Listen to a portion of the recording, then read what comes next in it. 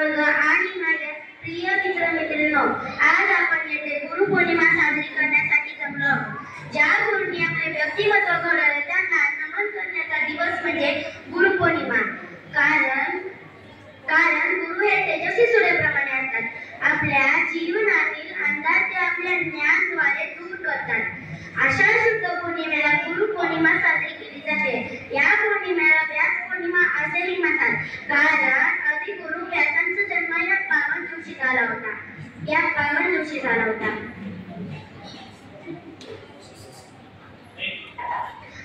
गुरुपौर्णिमा हा गुरूंविषयी कृतज्ञता व्यक्त करण्याचा दिवस आहे. गुरुचे महत्त्व हे कोणालाही शब्दात व्यक्त करता येणार नाही, कारण गुरु विद्या हे एक महान दैवत आहे. विद्यादान करण्याचे महान व पवित्र काम असे कार्य गुरु करतात. म्हणूनच गुरु म्हणजे ज्ञानाचे गंगोत्री. गुरु जणू पारस समान आहे, जो लोकांना सुवर्णात बदलतो. गुरु विना कोणाच्याही जीवनात मार्ग पडू शकत नाही. गुरूंनी दिलेल्या ज्ञानामुळे आपण सर्व समस्यावर मात करू शकतो. प्रत्येकाच्या जीवनात आई वडील हे पहिले गुरु असतात.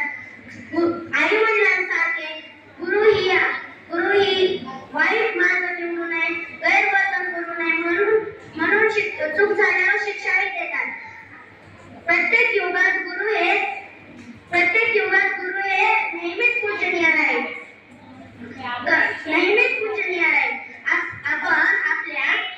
आपण आपल्या शिक्षकांचं पालन करायला हवे.